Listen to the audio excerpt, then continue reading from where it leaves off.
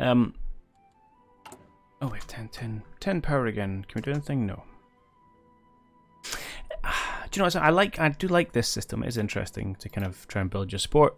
So using the guns you smuggle in. However, I think it would be more interesting if rather than being able to make one action per state, you had however many it is, 10, call it, actions per month, and therefore you could invest a disproportionate amount of your support into a particular region. Because it does feel very tight at the minute, and lots of kind of counterbalancing. So I don't think anywhere is going to stray too far from where it started, to be perfectly honest. But that might be more interesting if you could really, say, well, actually, let's just give up on the south and really concentrate on the north and whatever. Interesting. Anyway, but not taking anything away from the system in it, but it could be improved. Brazil has won the World Cup. They beat Hungary. Congrats. And we're going to move on with... Oh, hang on. We can do all of these. Can we?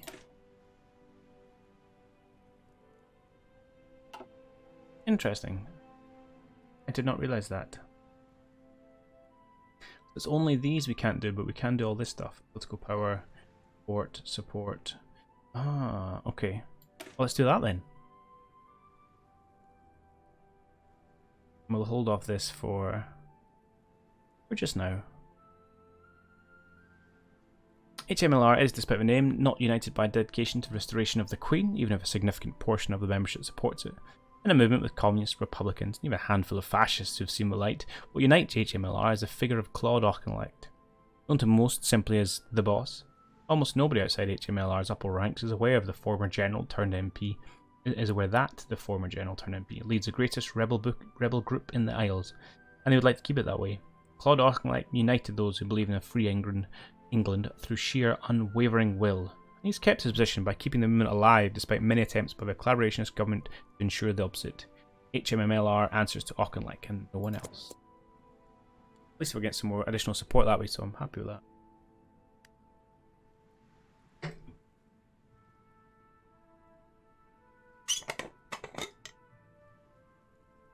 Got to hydrate.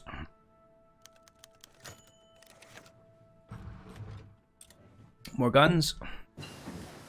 Can we do more guns? Yeah. Needs to be small shipments just to get our relations up. And in fact, we can bloom in political power. We researched a thing. Let's just research another thing. Why not? I'm assuming we'll have to keep that tech. That will be useful. Government's up to no good. Very little growing support anywhere. That's good, 1.5 a month. Low stability though.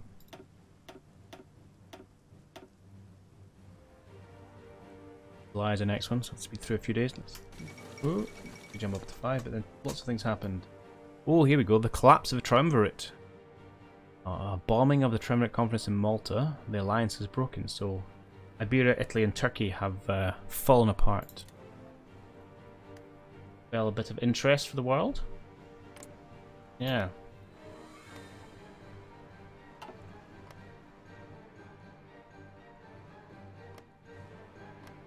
Suddenly the world is not looking quite so stable. It's into July, so we should hopefully be able to do a new round, and indeed we are. Right. Yeah, let's stop slide. Oh man, they are working hard in our core area here. This one's balanced off, so let's take the opportunity to invest in stability. Here, we got to stop the slide where we see it. We'll go for a bump, and we will stop the slide. Now down here.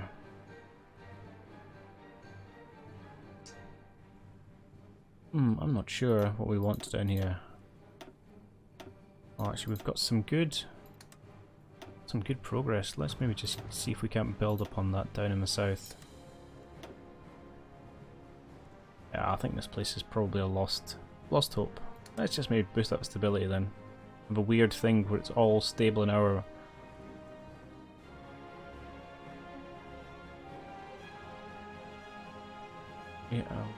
We want a stable state, which enemy controlled? I mean, it sounds... I think no, but it sounds like you would. London. Yeah, nudge it. Yeah, sure, we'll build that one.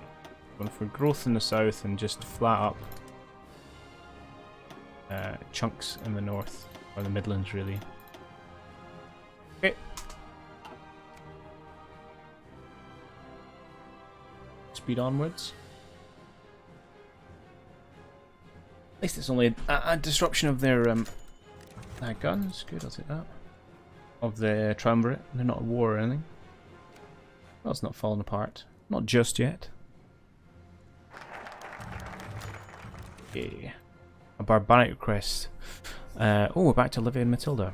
They met almost 2 years ago in the dingy bowels of secondary school. Matilda seemed quite lonely, so Olivia hoped that she could give her comfort. Within 3 weeks, they were flirting. Within 4 months, they were in love. Most of their secret courtship occurred behind the empty bike sheds at the school.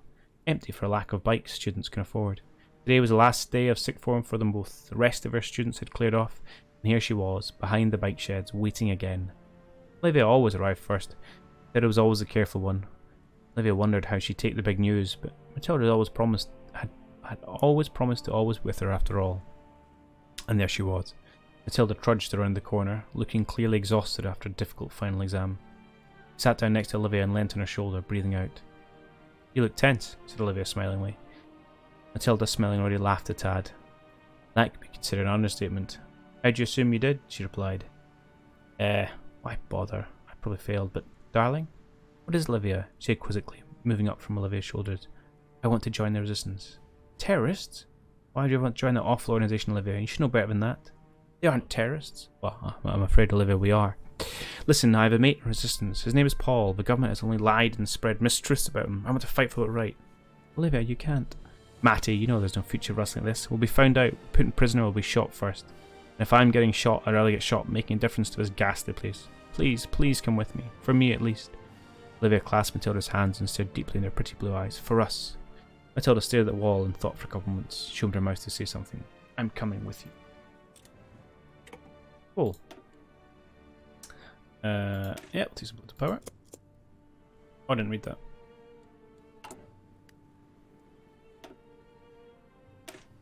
Propaganda has value, something Claude Auchinleck has become to know quite keenly in the fight for English liberation. But when all the general public knows of HMLR's rumoured leader as a shadowy figure playing chess master, it might be understandable that they feel easy about him. So Auchinleck took the risk of making his first public speech to the HMLR membership. The scarf concealing his identity and some deliberate altering of the recording audio, no one will ever guess the mild-mannered MP from Hampshire is the one addressing a hall of HMLR's most notorious militants. The speech that delves into many topics: the ruination of English soil, the unjust imprisonment of martyrs, the corruption of institutions once respected. But at the end, the hall and many people in their homes have one thing to say: God save the Queen. Hello, what? Right. Let's go. Small boost, large boost. Yeah, I want a boost. Need a boost. Non-existent? Come on, man. Ooh, war in the desert. Turkey declared war on the second Governato del Levante. Is that part of... Hang on.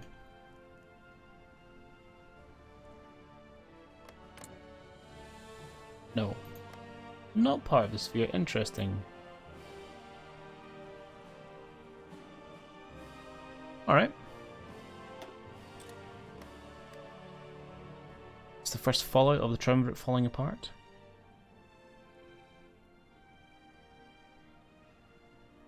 This is... Yeah, you're not an Italian puppet either. Interesting.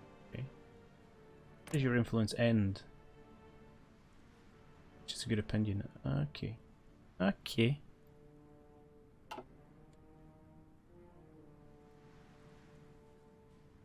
Let's see how it is. Right, we're still in July. August. Ah, government, it's up to something. Stop eating my support. Supposed to be my home ground.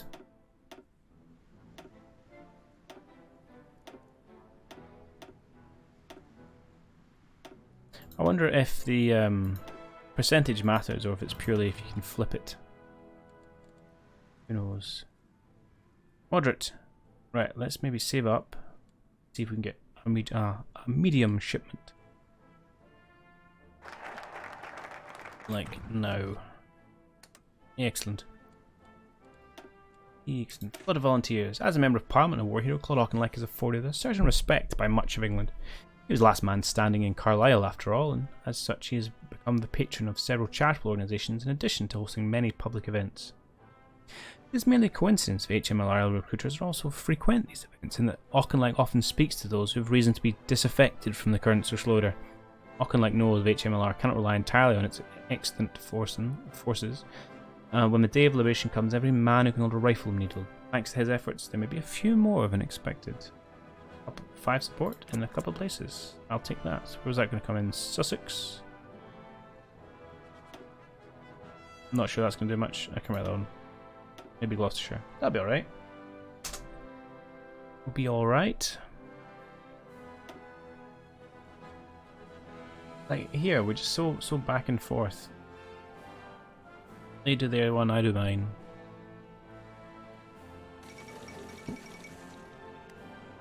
Civil Rights Acts in America.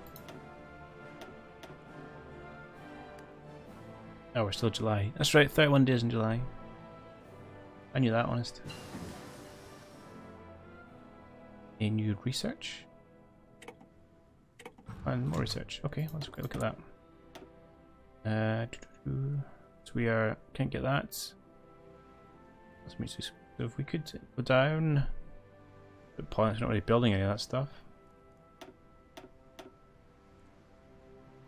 I mean, we could get Raider again. Do we need it? I don't know. Is it worthwhile? I don't know. Let's just work on some of this stuff. Not sure how much it's going to matter, but we'll do it nonetheless. Right. Oh, we can't be having that. Oh man, they're hammering Yorkshire. Well, let's do that to bump it up. I'm worried they're just going to keep piling on the growth. Offset those two. And just push these up.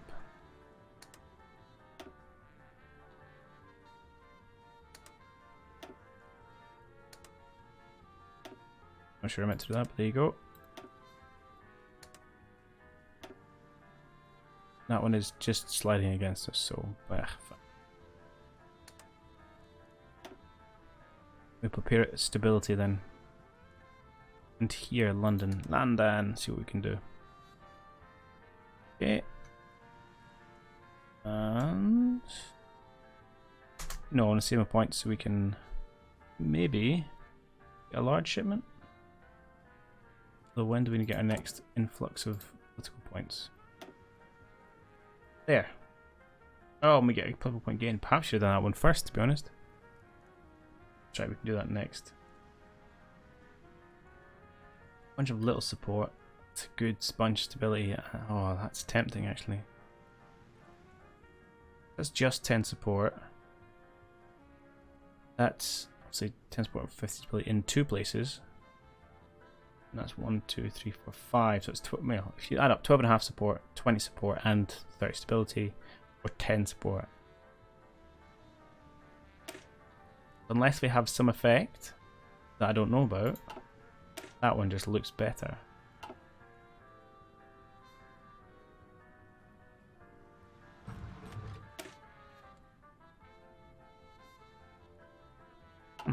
Okay. Maybe that's where we'll go, but we've got a wee bit to do before we decide what we're into. Oh, we've done the August ones. That's fine, panic me not. Government is still working against us. More guns. Our relations are now low. Why? Alright, do that one and do that.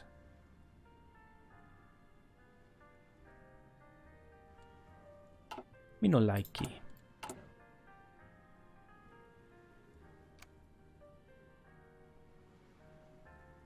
This little tug of war going. Matilda and Olivia walked together through a busy Brighton crowd on a rainy day, following a young man in a yellow raincoat. He turned and stopped at a small, innocuous looking shop in the middle of the street called Montague's Antiques. gesturing towards the girls to come with him. Inside, there was a man looking to be in his 50s reading a newspaper at the till. The man in the raincoat searches the shop to see if there was anyone else around. He turns towards the person reading newspapers. They whisper together for a second. The man at the till nods and he opens the door, slightly hidden behind some clutter. The man in the raincoat nods at the girls to follow and gestures at the girls to mind their step as they enter. They enter a small, dingy room with another man at the table at the back. The man looks around slightly and looks at the man in the raincoat derisively. 2 women, Paul, he snickers. Oh, come on, Jeffries. Not like the first you've taken in. How very misogynistic of him. Paul said, pulling down the hood of his raincoat. Olivia tries to speak up, but is interrupted. We're supposed to be protecting the women and children. You bring me 2 young girls. Jeffries, they can fire a gun. That's all you need, isn't it? I suppose, Jeffries mused. He looks up the girls. Names? Olivia pipped up first. Olivia Adler. Very good, and you? Pointing his pen at Matilda. Matilda Lewis. And so it went. Jeffries asked the women a question. They answered. They ranged from obvious to obscure, but in the end it came down to one question. Are you prepared to give anything for a free England? Yes, I am. I am. Excellent, ladies. Welcome to Her Majesty's most loyal resistance. I gotta think, if you're running a resistance organisation, you can't be picky about who you get involved. To a certain extent, you can't have people who are going to run off and tell the government about it, but at the same time, if you're looking for foot soldiers, you want everyone and anyone. Common man. Especially, you don't want to be carrying your misogynist views to turn away all the women. Especially if that's prevalent in this time period, which unfortunately it was. And the Germans will also underestimate, or not the Germans, but collaborationists will also underestimate them. Okay, so that was a flood of volunteers, so we got a nice little boost in, places which are hard to get to. But it's better than nothing. This place is actually growing steadily. We'll win some, we'll lose some.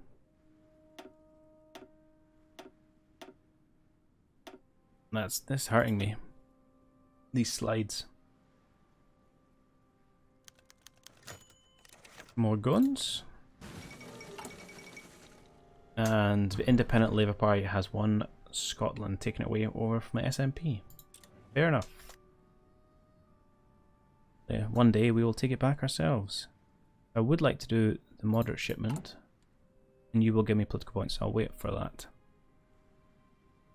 We'll hopefully have a new still moderate good, and we should be able to do another round. So let's, fight off the government's attempts. I'm going to have to spend some power on this. You're okay, so let's boost you up, and then maybe we can go stability. Here, we're just trying to brute force it, really. Don't know if that's the best way of doing it, to be honest. We shall do what we can. What a growth we've ended up with down here. Yeah, we ain't winning this place, so let's just focus on stability there. Might help, might not. Genuinely don't know. We'll keep fighting for London, and here we are winning somehow. I don't know. Don't know what the right tactic is. Certainly the boosts we'll get from our focuses are going to help. On Bill, sort your connections out. We get guns to buy. America. And can you? Right, and let's go for... Yeah, we'll just go for under my noses. Smuggling might not be a dignified profession, but the revolution isn't built on soldiers alone. We need engineers, truck mechanics and factory workers just as badly as we do lads with a gun.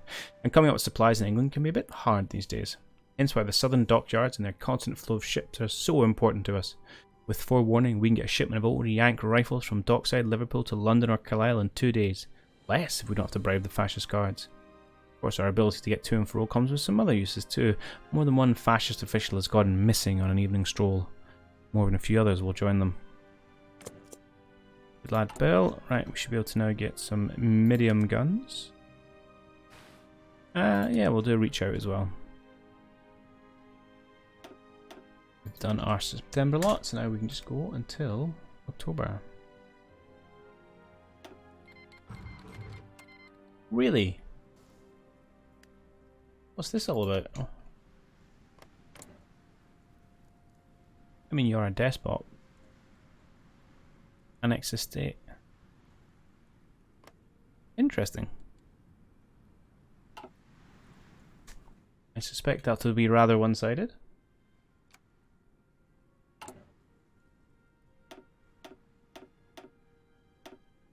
Ooh, in danger of slipping back to contested.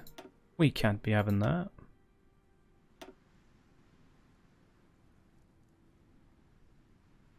Do what we can.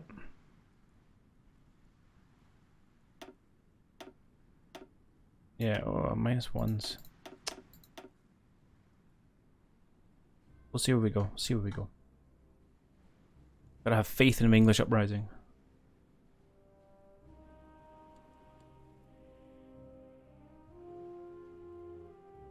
Again, I don't know how much we are. I think we're drifting from the norm. We're down to low. I don't know why. Well, you know, like, let's take a small one then. Relaxation. Matilda's joints aches. They do that if you spent a whole day running from place to place, learning how to shoot a gun, being ogled at by men who never learned basic respect, and being shouted at by an angry man wearing a uniform. You'd swear her own life hadn't been clean since the 1940s. She collapsed onto Paul's dilapidated lumpy couch. He'd let them stay in his ratty flat, which was nice of him considering the fact they just ran away from home. Matilda wondered if her parents were searching for her. Were they worried? She shook it off. Don't think about them. They'll forgive her eventually. At least she hoped they would. She started to tear up despite herself. Matilda? Matilda rubbed her eyes, blinking. Oh, sorry, Olivia. I was just getting lost in my thoughts. Olivia sat down on the couch next to Matilda, practically falling on it. Your legs? Matilda asked. Yeah. God, it was brutal, wasn't it? I swear my life won't be able to walk in 2 weeks, let alone shoot some policemen. And so the evening moved on, and we had a lot to talk about. After all, they'd been through the looking glass at that point. 2 19-year-old girls in a seaside city joining what had been called a terrorist organisation. So my dad, right, he ties up a boat, I'm a knot slip, and I go floating out into the lake. The story wasn't very funny, but Matilda laughed anyway. You're amazing, Olivia, she said, still grinning. I know, Olivia replied confidently. Matilda leans back, stretching. I'm bloody exhausted. She pulled out her embrace before kissing Olivia sweetly. Suppose we better go to bed then. The girls lay together in each other's arms in Paul's bed. It was bumpy and uncomfortable. But that didn't matter. Darling, Matilda whispered. What is it, Matilda? Olivia whispers back. I'm so happy you're here for me. Oh, I feel invested now. I wonder if these guys. I hope they make it. Oh, I hope they do. I must admit, the writing in this mod for the places they have fleshed out it's really good and really, as you see, really in depth. Oh, you do feel like you're oh, that's not good. You know, you're kind of going through a story and your actions have consequence and they matter. It's good. It's very good. Gives it a much more not realistic, but it's deep, I suppose. Much more, it feels much more deep than the base game. We'll win with the Wingate. Revolution has friends in high places. It has to in order to survive these troubled times. One of them is a general working for the government by the name of Orda Wingate. No doubt the fascists thought him theirs when they negotiated his release from the Japanese after the war, but Wingate never forgot to abandon him and his men to die. He was most receptive of our plans for England. Wingate will approach the fascist government to inquire as to whether he might train a force to hunt down Sterling and his commandos who went rogue at the war's end, using the same tactics to track and eventually defeat them. Of course, what Wingate will actually be doing is train the beginning of a Red Army, one that will bring the fascists to their knees. Right, we need to stop this slide. We've lost... Hello, boring leopard. Leopold, even. We've lost Yorkshire as our core state. Let's keep bumping this stuff up. Negatives everywhere. Interesting, we seem to do better in the south. Which a bit somewhat perversely. Yeah, we'll keep fighting for London and we'll push this up. I got there eventually, Leopold.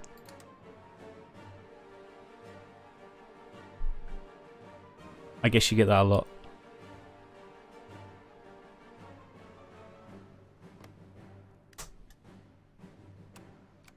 Alright, so we've got a little bit of political power, not enough to really do anything for guns. They're low again. Are we going to be getting any more political powers anytime soon?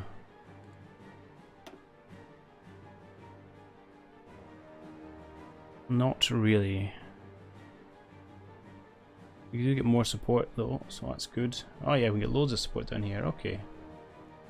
This is definitely, hopefully we can push the needle away from the status quo. Not much in the way of political points. Non-existent, not so good. Alright, let's reach out to them, see if we can bump that up a little bit.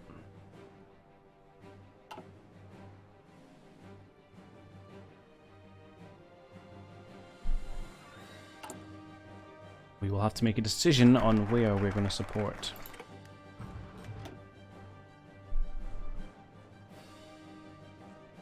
Before I ask what?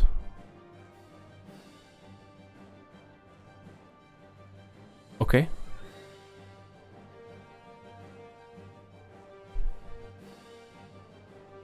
Is that in relation to the name being Hawaiian? I'm pretty sure it's a Belgium name as well, isn't it?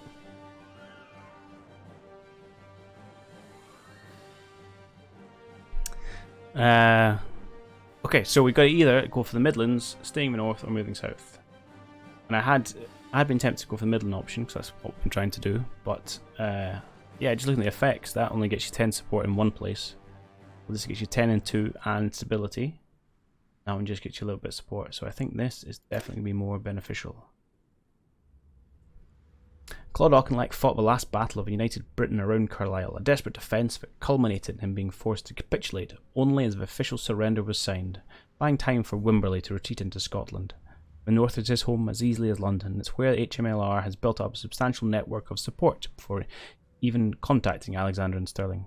So it is fitting that the freedom of England shall be reborn where it died, in the foothills of Northumberland and the dreary coasts of the Irish Sea. Scotland is an unknown at this point in time. Even if they do not oppose the Germans openly, they will most certainly aid us with supplies and volunteers, even foreign ones. Of course, the North will be more agreeable to the ever squabbling Alexander and Stirling as well, as it favours neither.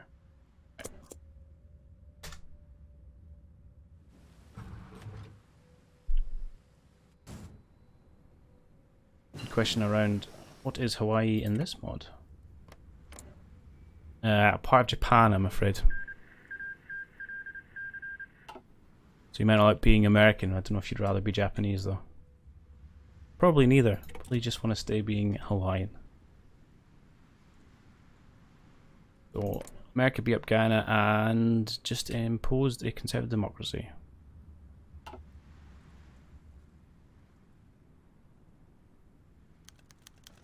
Fair enough.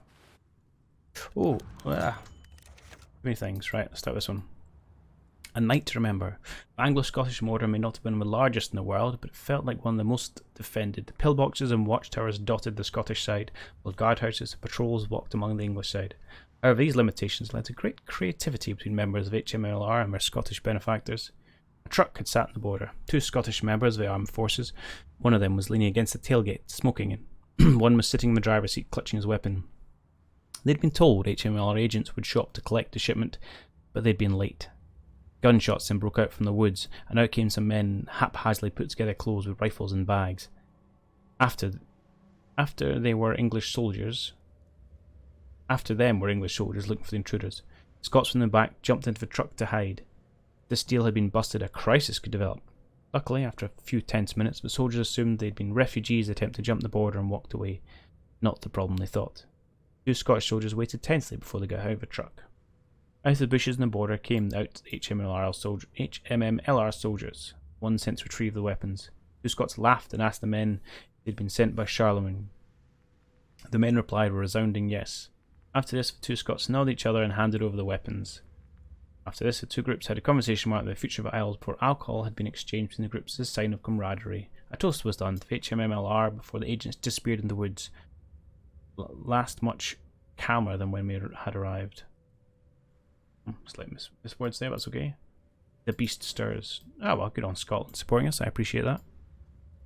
Trading day. Right here, this PE4 will be your primary tool for blowing up the dogs in London, understand?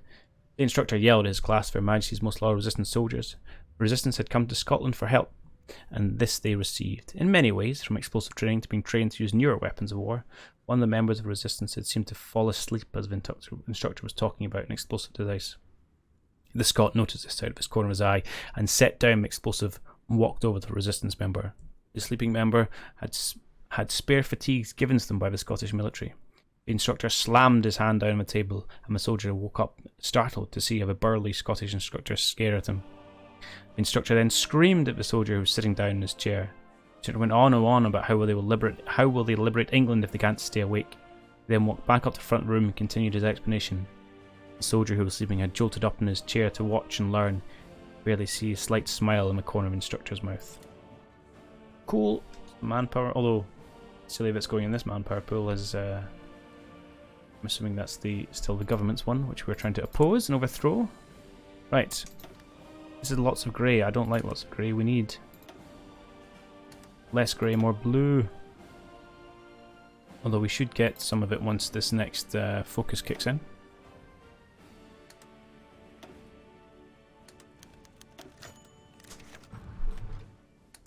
Yeah. At least we're kind of... Oh, that's pretty terrible. We're losing... what's this? East Midlands. We're losing East Midlands. But gaining Wiltshire. We're going to have an oddly fragmented rebellion at this rate. London's a bit of a stalemate, and we've given up on Oxfordshire.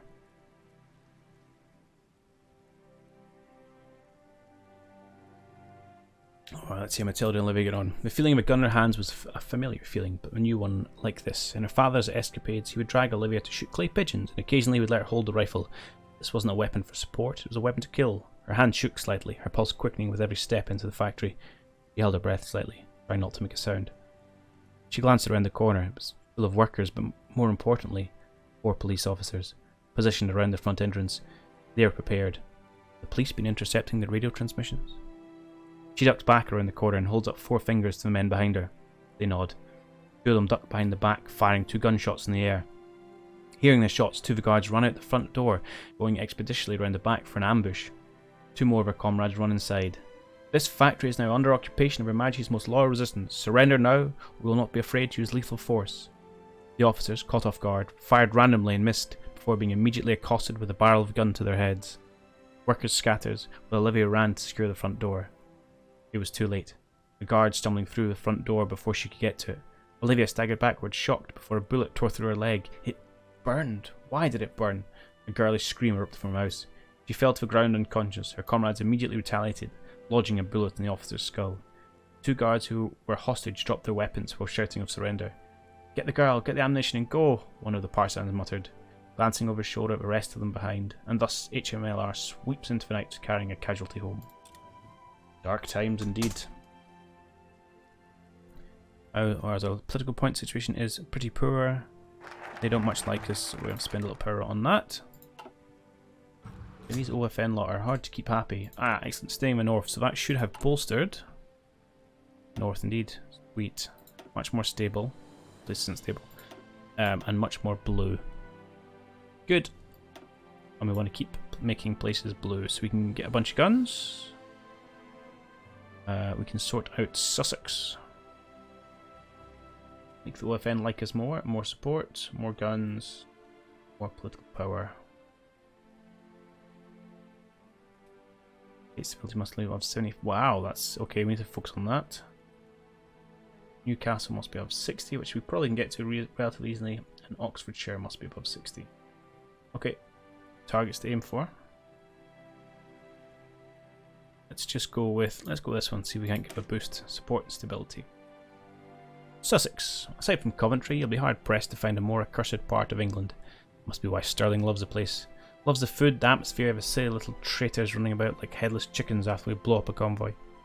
Sussex is also the linchpin to control the southern English coast by default. If we secure it for HMMLR, we just might be able to give the more military-minded lads an edge on the day of the reckoning. Of course, we need to be careful not to attract the garrison's attention. Pictures might be something a joke when faced with our people, but the Germans only leave their best in our isle. Stirling says he likes the challenge, but even Nemo bravado only goes so far. That's this one, okay. Where do we need to do it? London and Oxfordshire. Oh, that's handy. We've been boosting that. That's good. Where was the other place? Newcastle needs to be 60. Oxford is at 60. Good. And London's above 75. That could be a challenge. Well, that's what we're going to have to focus on our next point spendings. Ooh, a barbaric music. Matilda couldn't show how she felt. She couldn't let people know of the horror she felt moments she heard. The anxiety that hit her as she rushed to the field hospital. She sat calmly in the hospital waiting room, her face expressing as little sadness she could withhold, reasoning with her more pragmatic thoughts. She'll never recover, will she? She wasn't dead. More time with Olivia yet. A certain level of fear within her, a feeling that wouldn't leave no matter what she told herself. Miss Lewis, please come with me. As Matilda stepped through the door, she glanced around. The walls were all white, all sterile and bland. Matilda was almost blinded as she followed the nurse through the hospital, before entering a door placed at the end of the corridor. Inside was Olivia, her leg in a splint. Hello, Matilda, she smiled weakly, her eyes lighting up. How are you today? Matilda turns to the nurse. Excuse me, but could you please? Matilda's voice cracks. Please give us some time alone. The nurse shot a look towards Matilda. All right, I suppose. As soon as the door shut, Matilda began to tear up, kneeled down and began caressing Olivia's hair. I can't, I'm sorry, she blurted out more and more gibberish. Shh, it's all right, Matty, I'm still alive. Olivia gently moved Matilda's hand over her head. I need the crutches for a while, but I'll recover. I'm sure Paul would help. I knew that this was a bad idea. I knew we'd get hurt. I knew it, but I joined anyway. I can't believe I was such a fool. Matty, please. Why did I say yes? This would never happen to you if I had said no, but if you had said no, you would never see me again. Matilda stopped talking, her eyes bloodshot. Listen, Matilda, I know that I got my leg blown off, but she just got shot. Well, apparently that escalated. But in a sense, I'm happy to. Not the pain. The pain doesn't make me happy. But I was happy to fight for our future, and I still am. I need you to promise me you'll fight as hard as I would, because if you don't, our lives will be lost instead of just getting a hole in my leg. Yeah, it's just a bullet. I'll be fine. I'll be fine. Just exaggerating. Burgundy has a nuke. That can't be a bad thing, can it? Alright. But we care not of Burgundy. We have to rescue England first. What's that, 5%? Yeah, well, that'll take a few months to push that up. Like some Soviets in Russia fighting each other. The Russian unification wars have well and truly begun. It's like it's December we're looking for, which is just around the corner. There we go. Right. So we start working on stability in London and in Yorkshire. No, Newcastle, which is already above 70. What do we need? Just let me double check. 60. Alright, so that's fine. We can, with different decisions, just push on to stop the loss. Let's go positive stability there. Essentially, we're just fighting back against the government's effects.